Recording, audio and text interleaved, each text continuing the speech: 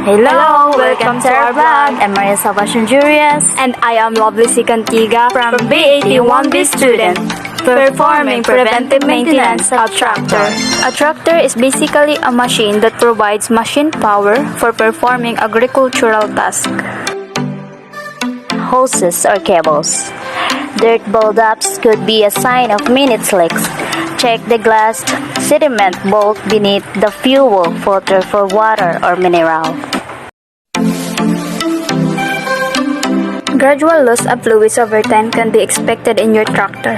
Add oil as needed, like with the coolant. Low engine oil levels are indicator of. Check the fan's drive bolt for wear and tension, and visually inspect the radiator, core, and grill screen.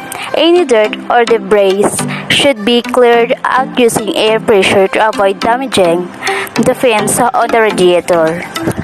If your tractor cab is equipped with air conditioning, take a minute to check the condenser and remove any debris built up around it.